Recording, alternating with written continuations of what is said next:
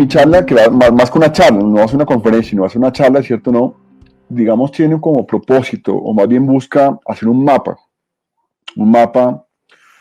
digamos, de conceptos teóricos, ¿no? Y no se asusten cuando digo conceptos teóricos, ¿no? Porque de alguna forma todos, aunque lo pensemos o no, todos estamos embebidos dentro de mundos teóricos, ¿no? Nosotros nos relacionamos con el mundo a través de matrices de sentido, a través de la teoría, y es justamente lo que yo quiero hacer acá, ¿no? Quiero que pensemos justamente que nuestra relación con el mundo, digamos, es posible porque tenemos unos conceptos que nos dan posibilidad de entender el mundo de cierta manera, ¿no? Y quiero aprovechar, digamos, esa oportunidad que nos dan los debates teóricos justamente para pensar o para reflexionar con ustedes sobre cómo pensamos la cultura, ¿no? Si hay un concepto difícil, si hay un concepto ambiguo, si hay un concepto, digamos, lleno de disputas, lleno de, digamos, de dificultades, es el término de cultura, digamos. No hay un consenso, y me gusta que no haya consenso, porque justamente la falta de consenso es lo que hace posible los debates, ¿no? Pero no hay un consenso establecido en la academia, digamos, sobre lo que es la cultura, ¿no? Porque creo que hay fuertes debates y fuertes, digamos, formas de aprender la cultura que tienen profundas consecuencias en la forma como gestionamos, como diseñamos, como pensamos la cultura como tal, ¿no? Entonces quiero que me acompañen, vamos en un recorrido teórico, en un paseíto teórico, ¿no? Repito, no se asusten por la noción de teoría, porque repito, todos de una forma somos seres teóricos. Todos pensamos, todos nos relacionamos con el mundo a través de matrices de sentido. Y eso es teoría, ¿no? Por lo tanto, simplemente quiero que me acompañen a través de este camino que estoy haciendo, ¿no? Por la teoría, ¿no? Por, digamos, algunas discusiones o unos autores que han pensado, digamos, se han preocupado por pensar la cultura de una forma amplia, ¿no? Como tal. Yo estoy aquí atento al chat de ustedes. Obviamente hay no sé cuántos hay, hay muchos acá pegados, ¿no? Pero digamos, si alguien quiere preguntar o si alguien quiere, digamos, que aclare algo, con gusto lo hago como tal, ¿no? Si puedo hacer, digamos, esta simultánea, hacer la presentación y a la vez contestar el chat, ¿no? Entonces, pues nada, empecemos, ¿les parece, no? Entonces he titulado mi charla, quiero confirmar si ustedes están viendo mi presentación en este momento. ¿La están viendo? ¿Sí? Sí, se ve perfecto. Listo, perfecto. Entonces mi charla se llama Más allá de la comida naranja, aportes de los procesos culturales para una nueva normalidad. Y quiero que nos detengamos un poco en ese título, ¿no? Porque cuando digo más allá, quiero ser claro. Cuando digo más allá, no me estoy, digamos, o más bien quiero pensar que el debate que nos trae hoy en día, en ese momento, ¿no? Sobre el tema de la reactivación económica es un debate muy amplio, muy complejo, muy integral, digamos, ¿no? Que justamente debe ser puesto en clave, un debate que va mucho más allá de lo que recientemente se ha denominado la economía naranja, ¿no? O sea, hay que pensar que el debate que tenemos enfrente es un debate muy complejo, muy fascinante y muy relevante, ¿no? Y quiero que ese debate lo entendamos a través de los aportes que los estudios culturales, que es mi campo de conocimiento, ¿cierto?, están haciendo o pueden hacer para pensar una nueva normalidad, ¿no? Una nueva normalidad que a su vez, digamos, como lo vamos a ver, digamos, durante la charla, ¿no?, que planteo yo que de alguna u otra forma entró en crisis. Temas de calentamiento global, temas de la pandemia, temas de la desigualdad, la pobreza, temas de los nuevos autoritarismos, etcétera, etcétera, digamos, son claves para pensar que tenemos que construir una nueva normalidad, ¿no? Y esa normalidad debe ser pensada desde unos profundas, digamos, nuevos pactos sociales, y es lo que quiero hablar con ustedes más adelante, ¿no?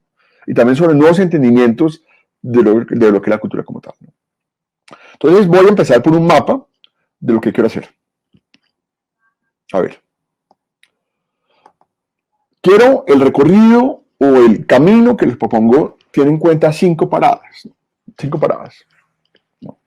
Primero, quiero un poco de debate conceptuales de lo que es la cultura.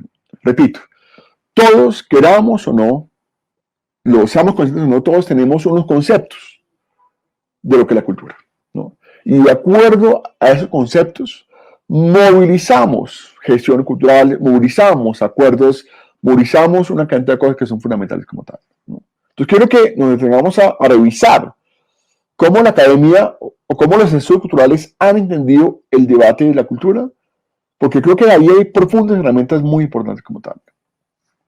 El segundo recorrido, digamos la segunda parada, es el debate de las políticas culturales, ¿no? Porque quiero empezar por dos provocaciones, de una de las planteo, ¿no? De la primera definición de los debates conceptuales, vamos allá a una definición donde se está diciendo claramente que la cultura lo es todo y todo es cultura. No hay ninguna área de la vida humana que no esté atravesado por una dimensión de lo cultural. Muy importante. La cultura no es algo separado de la vida social. La cultura es una dimensión que atraviesa dimensiones económicas, políticas y sociales. Y eso nos lleva profundamente a una pregunta por la política, ¿no? Por entender, digamos, cuáles son las dimensiones culturales, digamos, dominantes, cuáles son esas dimensiones culturales residuales, cuáles son las dimensiones culturales emergentes, ¿no? Entonces vamos a ver el debate de la política en relación con la cultura. No puede haber, esa es la primera definición, dije que no hay, que todo es cultura y la cultura lo es todo. La segunda definición que quiero, digamos, regalar, que quiero, digamos, ofrecer con ustedes es la dimensión de que toda cultura, quiera o no quiera, es política. Y que toda política es cultural, ¿no? Yo no le tengo miedo a decir que la cultura es política, ¿no? Porque la política es el momento, es el lugar donde estamos expresando de forma pacífica, de forma, digamos, consensuada, de forma, digamos, pacífica, las diferencias, los antagonismos. Y eso es fundamental para una democracia. La pregunta por la política cultural es la pregunta por la democracia. ¿Por qué tipo de democracia estamos construyendo? ¿No? Acuérdense, desde Grecia, desde mucho tiempo, la democracia, los llamados ciudadanos en Grecia eran solamente hombres, ¿no? O sea, la democracia, desde un principio, digamos, ha establecido jerarquías, inclusiones, exclusiones de quién puede hablar y quién no puede hablar. Por lo tanto, la pregunta por la política cultural es una pregunta fundamental para la democracia. Y en un momento actual como el de la pandemia, ¿no? Tenemos que pensar seriamente el tema de la democracia, el tema de los acuerdos comunitarios, el tema de las planaciones territoriales que estamos haciendo, ¿no? Luego de mi charla viene cuatro ejemplos de lujo, ¿no? Que justamente nos van a darle mucho más carne a qué significa pensar, digamos, el tema de la planeación horizontal del territorio. Muy importante, ¿no? Entonces, repito, el tema de las políticas culturales es un tema también de democracia.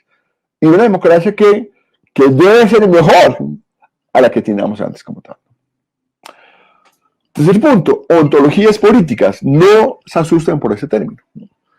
Cuando digo ontologías políticas, me estoy refiriendo a una pregunta que se refiere a cuáles son las entidades que están poblando el mundo.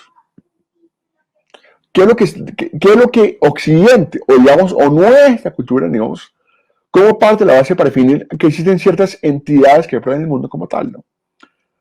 Es una pregunta central que solamente Ana nos va a traer acá más adelante, que es la pregunta por el territorio, ¿no?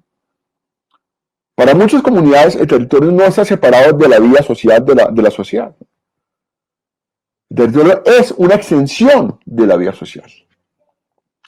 El territorio es una relacionalidad inminente de la sociedad con la naturaleza. Es más, la noción de naturaleza como algo que está separado de la vida social, digamos, es una forma de pensar esas entidades que poblan el mundo, ¿no?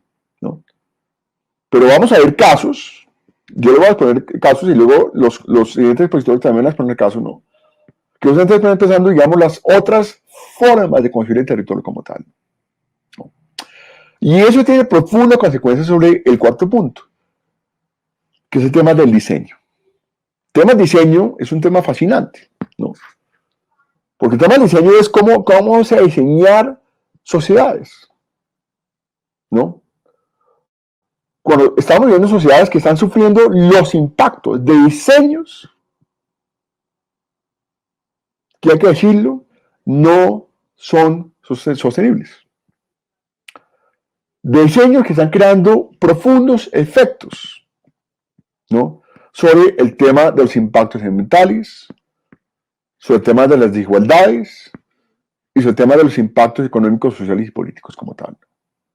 Por lo tanto, creo que la pandemia, creo que la reactivación es una preciosa oportunidad para diseñar. Diseño ya no solamente de unos diseñadores, sino también, como va a pasar en el segundo panel, diseño con otros. Diseño con comunidades, diseño con actores, ¿no? El diseño ya no puede ser el de antes, ya no puede ser el de unos expertos que están allá arriba diseñando la sociedad a lo que están aquí abajo, ¿no? El real diseño es el de diseñar en medio de lo que llamamos los pluriversos. ¿Qué son los pluriversos? Ese reconocimiento de que estamos viendo dentro de distintas prácticas, que grupos sociales hacen prácticas que realmente están construyendo mundos diferentes. Y le voy a dar ejemplos como tal, ¿no? Y quiero terminar esta charla, ojalá termine, porque eso como ven da para mucho, ¿no? Sobre el tema, estamos en la oportunidad de nuevo de crear nuevos pactos sociales, ¿no? La reactivación no solamente puede ser una activación, digamos que se limita, digamos, a ciertas áreas de la vida social, ¿no? La reactivación debe ser integral. Y eso implica creación de nuevos pactos sociales. Ya no pensados únicamente desde los expertos, sino también con y a través y producido por las comunidades, ¿no? Repito, estamos en una valiosa oportunidad de crear esos nuevos pactos sociales como tal. Vamos despacio, ya me estoy demorando mucho, ¿vale? Vamos por la cultura, ¿no? Repito, no hay una definición exacta, definitiva de lo que es la cultura, ¿no? No. Eso no quiere decir que la cultura se puede cualquier cosa, pero quiere decir que en distintos momentos de la historia, la cultura ha significado cosas diferentes, ¿no? Mi disciplina, que se llama los estudios culturales, justamente ha intentado entender la historia de ese concepto. Es un concepto que cambia con el tiempo, ¿no? Que tiene distintos significados en distintos momentos históricos como tal, ¿no? Raymond Williams, que es un teórico inglés, ya murió, escribió un texto muy bonito y hace un recuento muy interesante de cómo se ve la cultura, ¿no?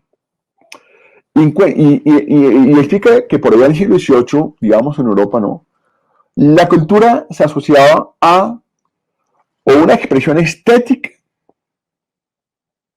o también a una dimensión espiritual de las letras y las humanidades, ¿no? Estamos en el momento viendo lo que muchos autores han llamado el proyecto de la civilización occidental, ¿no? Y en ese proyecto la cultura era, digamos, asociada únicamente a la dimensión estética de las artes o también a una dimensión espiritual, ¿no? Digamos, de la vida privada de las sociedades, ¿no? En ese momento, la cultura se asocia, digamos, pensemos, todavía, digamos, hay ciertos legados de esa idea, ¿no?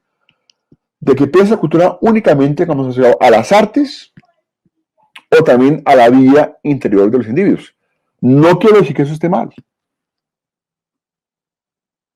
sino quiero entender la historia de esa forma de entender la cultura como tal, ¿vale?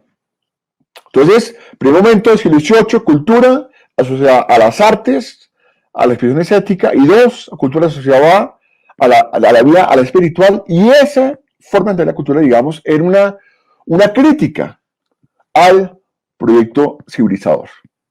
Un proyecto civilizador que al parecer estaba arrasando con el espíritu de las sociedades, arrasando con las artes y las humanas como tal, ¿no?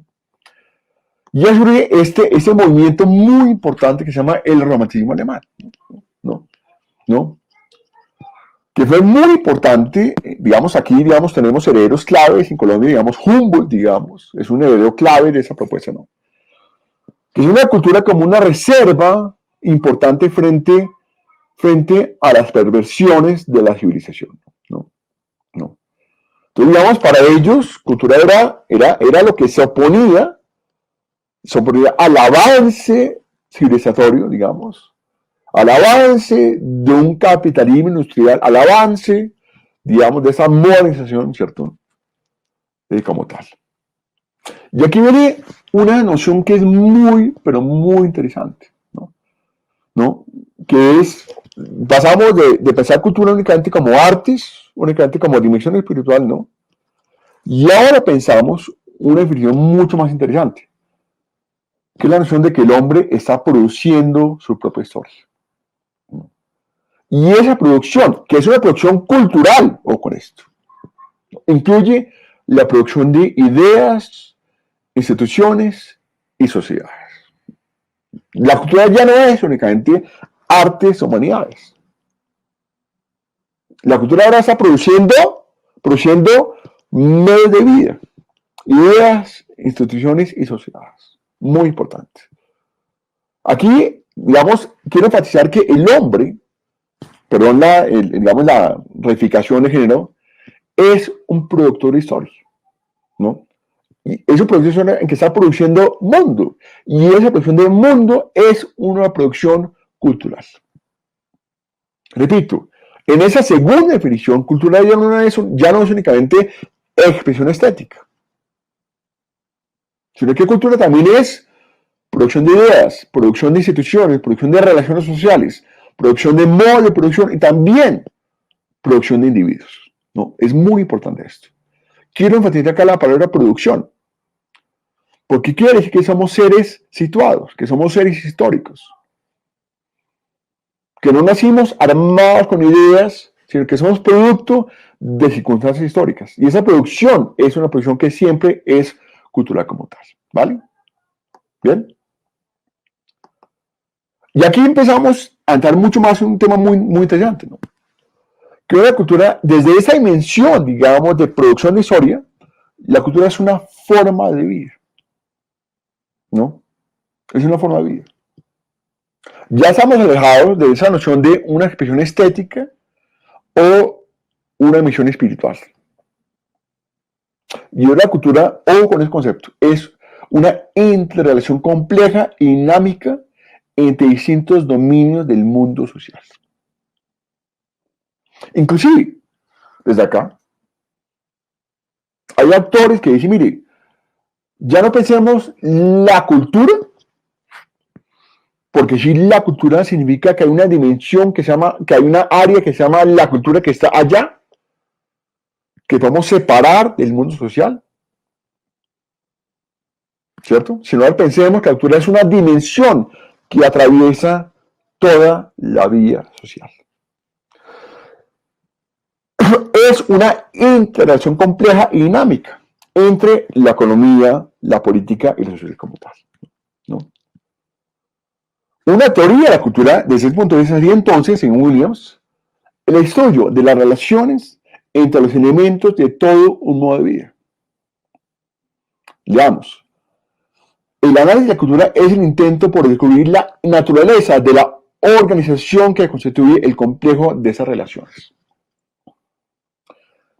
Aquí, por supuesto, estamos muy lejos de ver la cultura únicamente como lo que ocurre en el arte o en los museos. Desde esa dimensión, digamos, antropológica y por el concepto relacional, ¿cierto? No hay dimensión de la vida social que no sea atravesada por una dimensión cultural como tal, ¿vale? Bien, sigamos. Aquí entramos a los estudios culturales, que es donde yo estoy parado, ¿no? Es una escuela de pensamiento que surge en Inglaterra en los años 60. No se pregunte por nombres, son personajes, no importa, ¿no? Pero aquí, digamos, hay dos elementos claves que quiero recuperar. Primero, aquí estamos pensando, digamos, hasta el siglo XVIII y XIX había una famosa división entre entre alta cultura y cultura baja. O más bien, que hay que culturizar a los que no tienen cultura, ¿no? Pareciera que estamos viviendo, pareciera que de ese legado, digamos, hay que llevar la cultura de aquí a allá. Hay una alta cultura que es la que está en los museos, que es la del arte como tal, ¿no? Esa es la alta cultura, ¿no? Pues bien, los centros culturales están yéndose en contra de esa visión.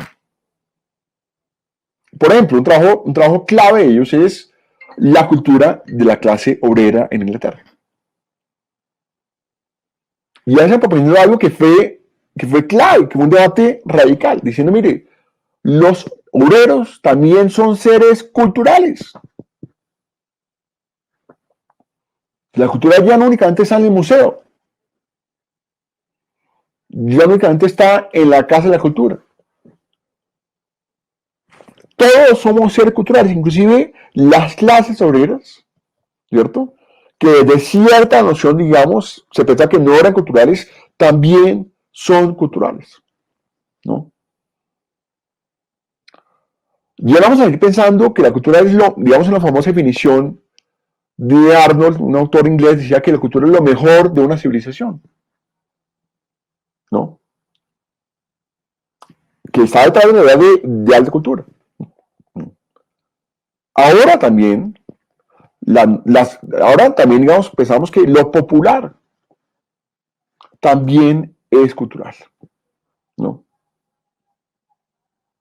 Que también los periódicos populares, también las subculturas, también son configuraciones de sentido, de prácticas y significados como tal. Repito, estamos lejos de pensar la cultura como arte únicamente, como danza únicamente. Cultura es una forma de vida. Y una cultura alta, y a veces no tiene cultura, ahora todos somos seres culturales. Porque la cultura está atravesando todas las dimensiones de la vida social como tal. ¿Bien?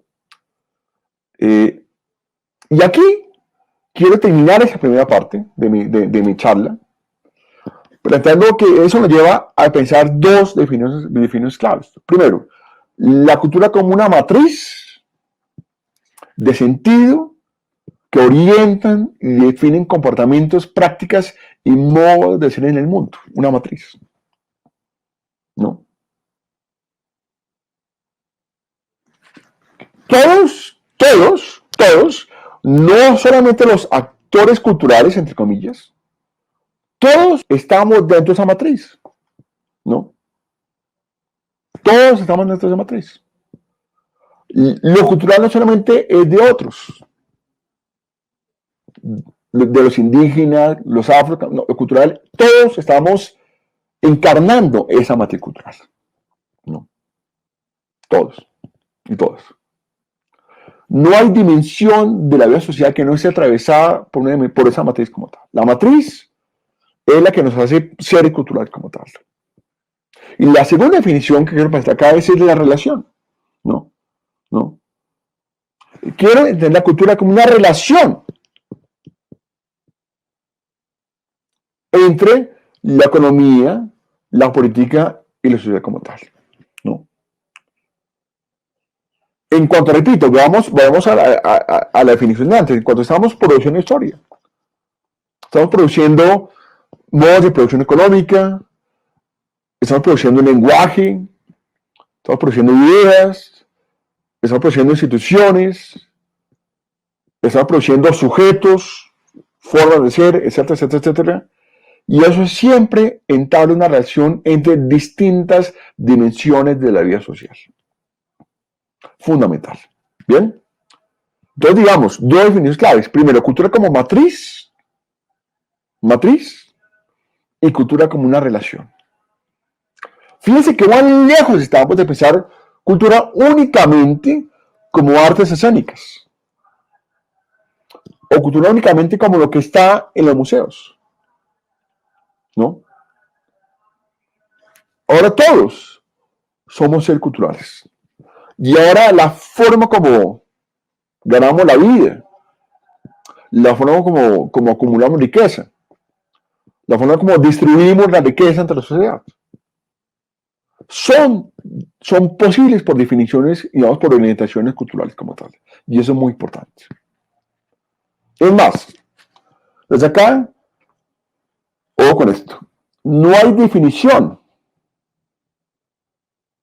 de la vida social que no esté separada de una dimensión cultural. Y eso quiero que sea muy importante como tal. Quiero un minuto por el chat, si hay preguntas acá por el chat, estoy pendiente.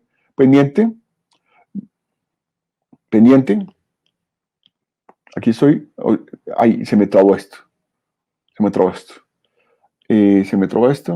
esto. ¿La cultura es el pilar fundamental de la sociedad? Pregunta Jorge Alberto. Yo creo que sí. Es el pilar fundamental. Porque es el que está definiendo quiénes somos. ¿Qué tipo de relaciones sociales estamos? ¿No? ¿Qué tipo de relaciones con otros estamos entablando? ¿No? Interesante, Tatiana, pregunta cómo lograr esa cultura y asociación con diferentes sectores económicos del país, ¿no? Yo creo que la primera definición, digamos, la primera elemento que nosotros discutimos es que todas las dimensiones de la vida social, y por eso es muy interesante el tema de Transmicable, que van a escuchar más adelante, Transmicable, un medio de transporte, ¿no? Lo interesante es pensar que el medio de transporte también entabla una producción cultural, ¿no? Eso significa que la cultura no puede ser la cenicienta de la fiesta. La cultura tiene que ser integral a cualquier definición de política pública, ¿no?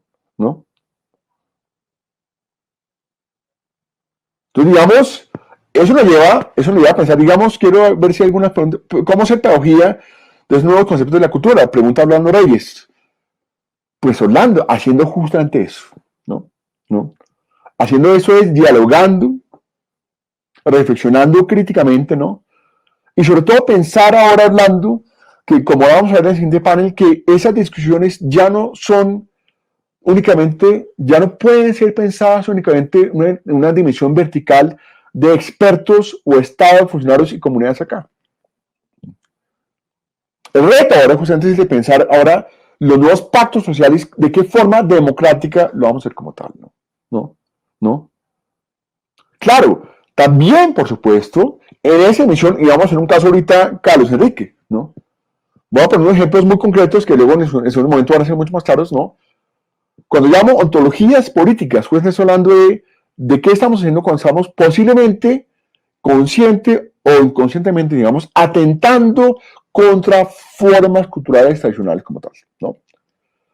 Eh, entonces déjenme avanzar un poquito más. A ver si,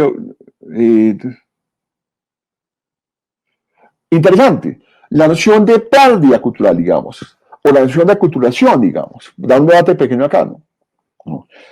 Ahí me da mucha atención cuando digamos, la gente se sorprende de que los indígenas tienen celulares, o de que los indígenas, digamos, en fin, que los indígenas, digamos, pueden costear, digamos, un transporte hacia Bogotá, digamos, ¿no?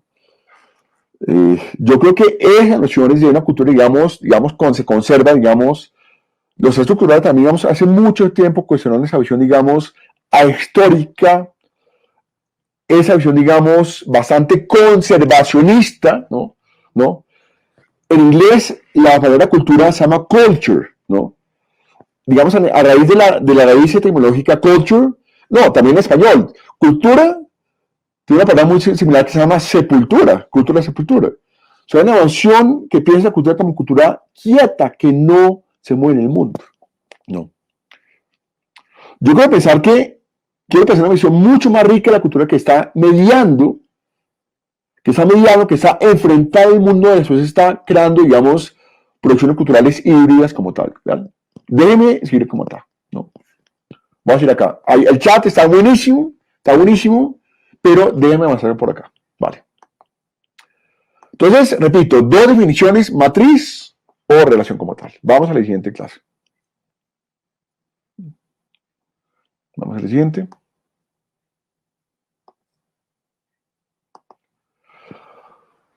Llegamos a un punto tremendo, a una discusión tremenda, que es digamos yo, una serie de interrogaciones críticas. Si estábamos entendiendo que una cultura es una forma de vida, ¿no? Le lanzo una pregunta que es inquietante y desde cierto punto de vista un poco absurda, pero creo que hay que lanzarla, ¿no? ¿Qué formas de vida vale la pena activar? ¿Quién reifica? ¿Quién decide? ¿Quién define? ¿Cuáles son las formas de vida que hay que reactivar? ¿En nombre de qué? ¿Y para qué? Ojo, el debate, al parecer, es una pregunta sencilla, pero esta es la pregunta. Repito, ¿cuáles son las formas de vida que hay que reactivar? Pregunto, ¿quién la reifica? ¿En nombre de qué y para qué? ¿Es el Estado? ¿La sociedad civil? ¿Los movimientos sociales? ¿La empresa privada? ¿Las ONGs? ¿Los encargados de movilizar, definir, responder a estas preguntas? ¿Quiénes son los que están definiendo estas preguntas? No. Yo quiero decir, estos grupos que están acá siempre han definido,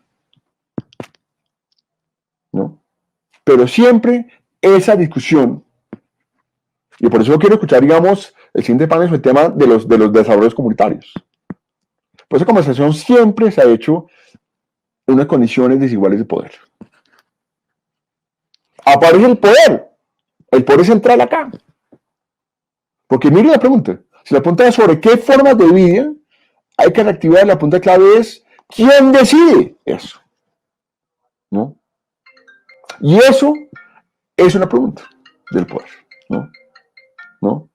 Y tenemos que afirmar que esa discusión, digamos, ha sido en términos de una desigualdad de poder, que unos tienen más por que otros, y por lo tanto han definido qué formas de vida aparecen, qué formas de vida reactivamos como tal y qué no. ¿No?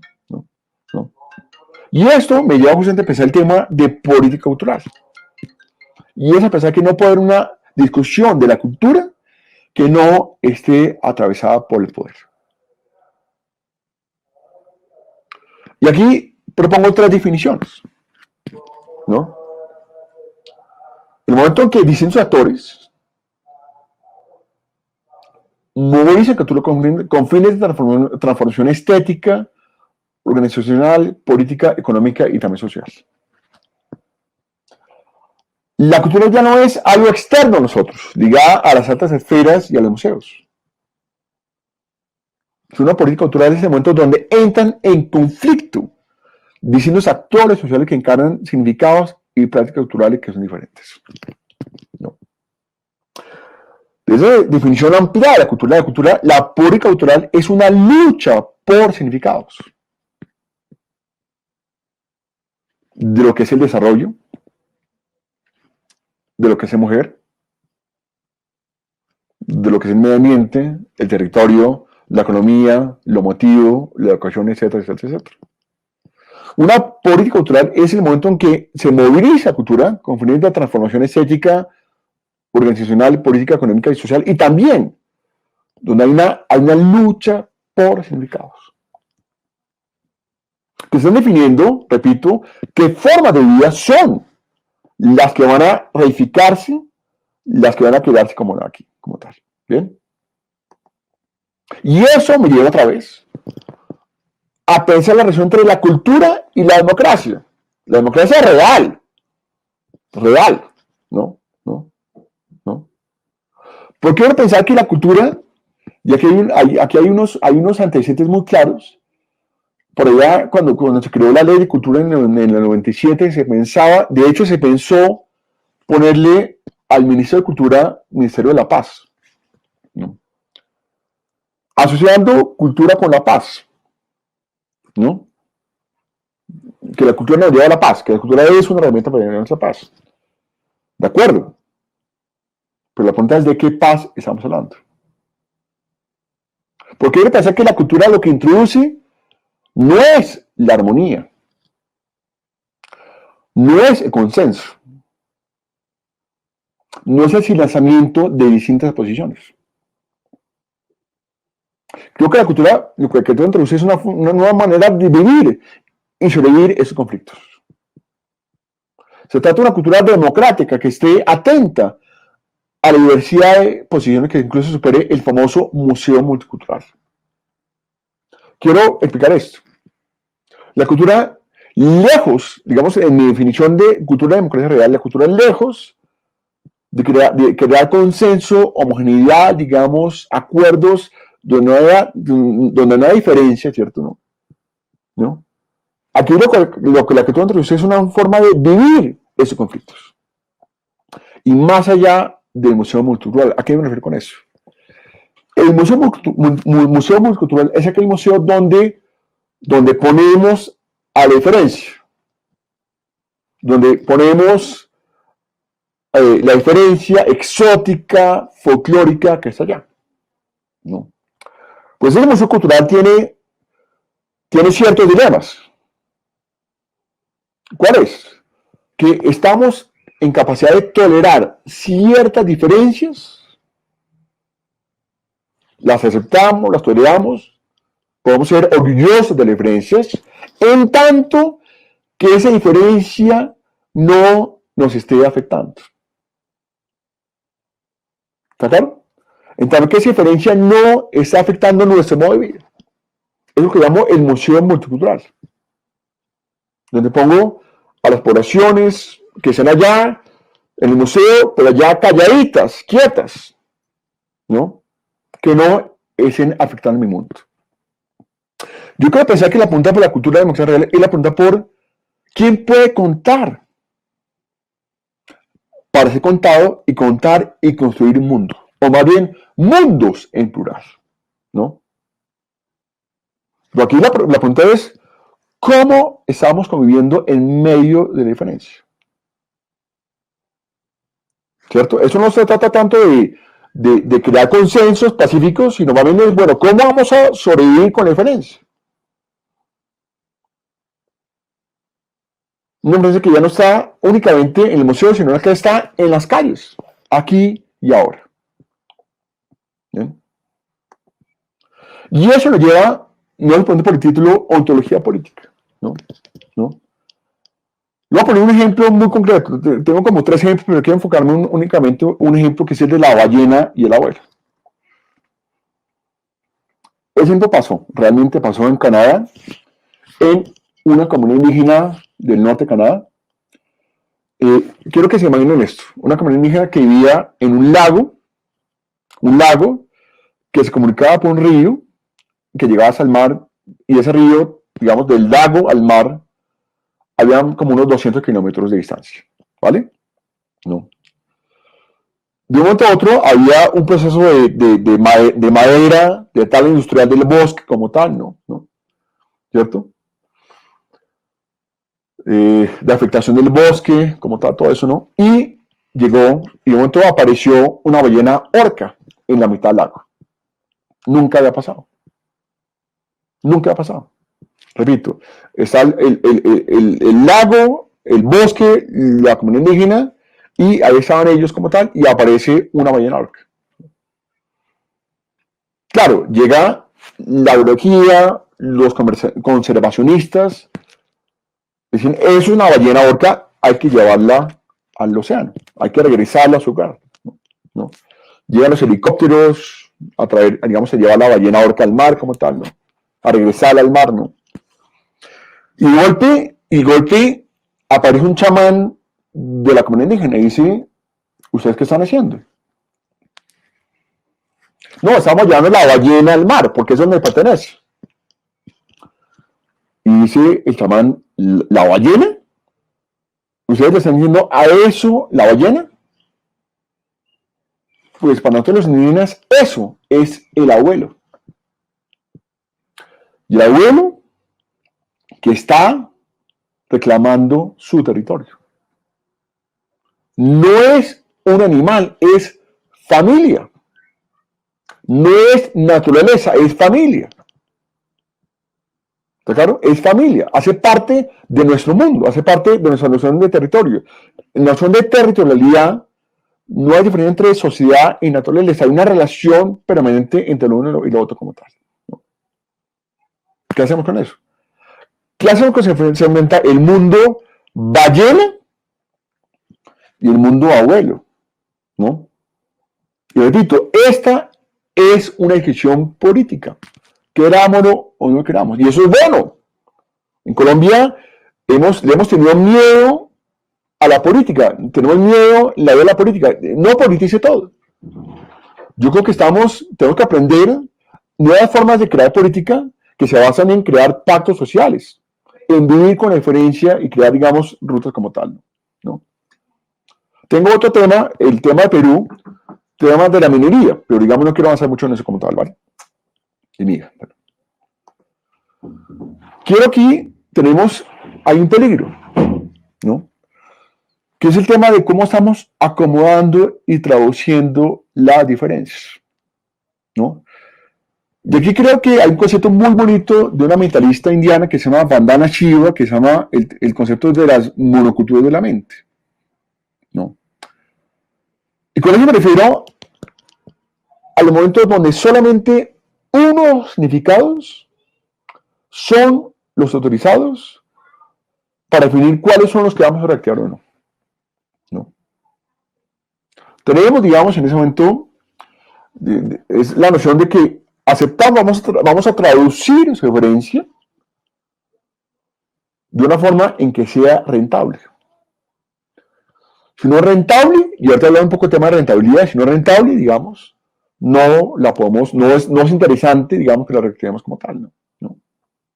Entonces veo un peligro enorme en cómo estamos traduciendo, cómo estamos acomodando referencia, ¿cierto? Dentro de esas monoculturas de la mente, ¿no? Y es lo que me preocupa de cierta lectura bastante estrecha y reduccionista de la reactivación económica de la cultura, que es precisamente el tema de rentabilidad. Y es un debate muy grande, ya lo vamos a ver. Voy avanzando porque el tiempo se me va acabando, ¿no? Tenemos, digamos, 3 preguntas brutales, ¿no? Sobre la pandemia y el COVID, ¿no? ¿Qué forma de vida se están transformando en estos escenarios? En un escenario de post-acuerdo, acuérdense. Desde la víctima, que ahora tiene que ser productiva, empresaria, emprendedora, disciplinada y articulada a las fuerzas del capitalismo, ¿no? ¿Qué significa la paz y el desarrollo? Cuando están llegando a los territorios grandes proyectos de minería industrial, ¿no? Que antes eran zonas de guerra y desplazamiento como tal, ¿no? ¿Qué significa la paz en ese momento? La paz no tiene significado homogéneo. Pero ¿qué significa la paz cuando estamos llegando, cuando hay ciertas monoculturas de la mente que están llegando a los territorios, desplazando, haciendo imposible la convivencia de distintos mundos como tal? O sea, el mundo de la ballena, que es el mundo, digamos, occidental, digamos, pareciera que está haciendo imposible que el mundo abuelo sea posible como tal, ¿vale? Y la pregunta es, ¿qué rol puede jugar la exclusión sobre esa dimensión cultural en esas transformaciones? O sea, frente a esos momentos, ¿qué rol tiene la cultura como tal, ¿no? Y esto me lleva a la pregunta por el diseño. Por el diseño de sociedades. Acaban 2 diapositivas, ya se acabando. Primero, lo que estamos viendo hoy en día no se va a ir, ¿no? Hay unos teóricos, biólogos muy interesantes que dicen, el cambio climático y la pandemia es algo que no se va a ir, ¿no? No se va a ir. No, tenemos que convivir con esto. El cambio climático y la pandemia no es un problema que se pueda solucionar y ya podemos superarlo, ¿no? El mundo es cambio climático. El mundo es pandemia. Por lo tanto, de alguna forma tenemos que pensar, digamos, ¿Qué tipo de diseños estamos haciendo cuando un mundo que tiene que ser mejor que el de antes? Primer ejemplo, primer, digamos, concepto clave acá, relacionalidad, ¿no? Muy importante. Venimos de un mundo hace 6 meses, ¿no? Donde las decisiones o la forma de vida se tomaban, digamos, verticalmente. Donde los representantes allá arriba tomaban decisiones sobre nosotros, ¿no? Donde yo podía tener mi modo de vida, podía, digamos, tener mi modo de vida sin preocuparme por los efectos que eso tenía en, digamos, en otros mundos como tal, ¿no? Teníamos una opción de mercado, una opción de crecimiento económico basado únicamente en el Producto Interno Bruto, ¿no? Las economías se basaban únicamente en crecimiento económico. Si era sostenible o no era un dilema. Si había desigualdad o no era un dilema. El tema era que había crecimiento económico, ¿no? Creo que el cambio climático y la pandemia nos da cuenta que ese crecimiento económico de forma ortodoxa nos llevó a lo que mucha gente está llamando una crisis civilizatoria. Y la crisis civilizatoria, la respuesta es relacionalidad. Los economistas, no muchos, no muchos llaman a las famosas externalidades. ¿Qué son estas?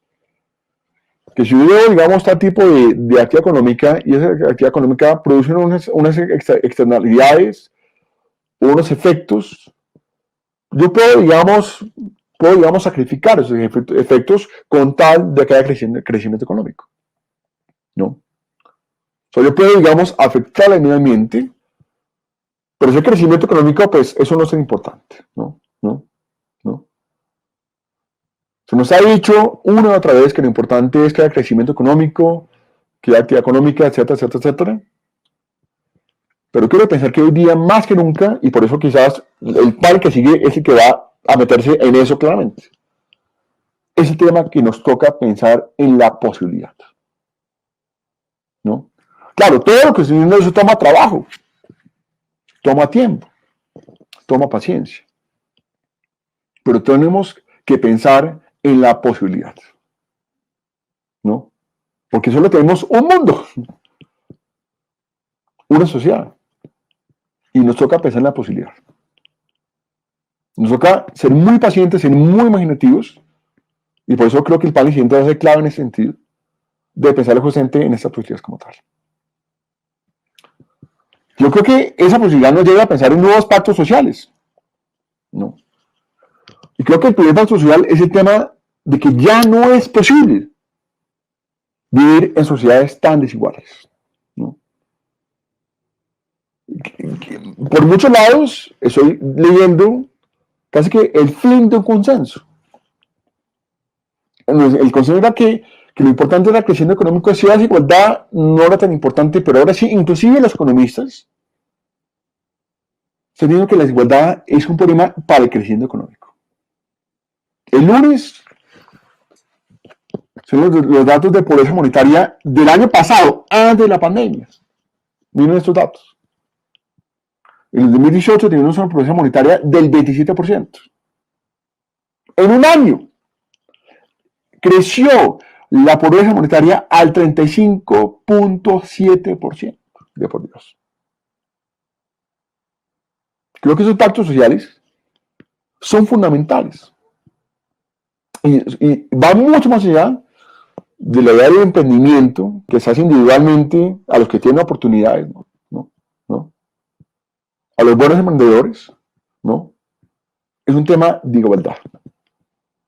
Es un tema de luchar, de crear oportunidades, de educación pública, de salud pública, etcétera, etcétera, etcétera, ¿no?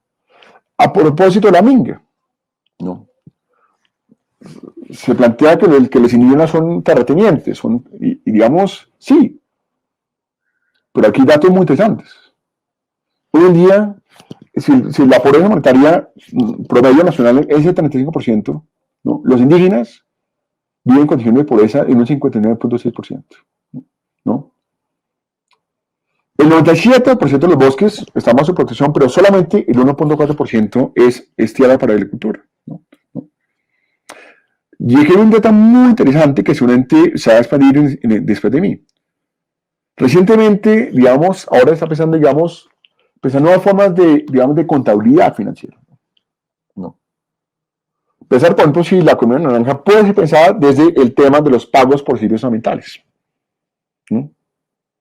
El pago por el hecho de que los bosques estén ahí,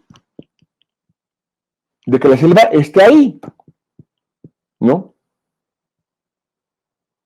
Solamente ese pago. ¿No? Hay todo un debate sobre cómo vamos a medir, la economía, ya únicamente yendo al PIB, sino ahora, digamos, donde se habla, digamos, de una contabilidad verde, por ejemplo, ¿no? Y eso lleva a temas muy gruesos, el tema de la tributación, ¿no? El tema de la renta básica, un tema que es cultural por esencia, porque el tema de la renta básica es un tema que dice, mire, la desigualdad no es aceptable, ¿no? El consenso de que no vivir en sociedades tan desiguales ya se acabó, ¿no? Por lo tanto, la renta básica, que si no se mal en el proyecto de presupuesto económico se eliminó esa renta básica, ¿no? la renta básica, ¿no? En fin, no quiero meter ahí. Esa renta básica significa, digamos, una profunda cambio cultural que significa, mire, la dimensión de la desigualdad es intolerable. Y uno llega, por ejemplo, a pensar nuevos conceptos muy interesantes que no son las comunidades indígenas, como el tema del desarrollo, del crecimiento económico o el buen vivir. Buen vivir es aquel buen vivir que supone, y va a ser muy interesante lo que ven mis compañeros más adelante, supone la permanencia de una sostenibilidad ambiental en el tiempo. Y esa sostenibilidad es ambiental, es cultural, es social y también es política como tal, ¿no? Desde ese punto de vista, creo que la pandemia nos trae valiosísimas oportunidades, ¿no? Y es más, digamos en los entramados barriales, en los territorios de muchos lugares, inclusive urbanos, esos pactos sociales ya se están dando, ¿no? Ya se están dando, ¿no? Por lo tanto, quizás lo que hay que aprender es, digamos, repito, de esas formas de planeación territorial, de esas formas de mesas de discusión, digamos, que son largas, que son difíciles, pero son fundamentales para esa democracia real, ¿no? Tenemos una valiosa oportunidad de construir una nueva normalidad, no la de antes. Porque la de antes nos llevó a una crisis civilizatoria, ¿no? Hay gente que está diciendo que para el 2021, escuché esto, Garay lo dijo hace poco, el mejor Garay decía que la pobreza monetaria del país en el 2021 ya del 35%, sino va a ser casi que el 60% de la gente va a ser pobre en este país. O sea, se va a duplicar la pobreza con esa pandemia, pero también con unas relaciones sociales que han producido pobreza de esa manera como tal, ¿no? Me queda un minuto. Yo creo que llego hasta acá. Muchas gracias a todos y todas. Repito, más que una receta, lo que yo quise es crear un mapa de conceptos o de lucha conceptual, digamos, que son partes centrales de cualquier definición de reactivación económica luego de la pandemia como tal. Les doy muchas gracias.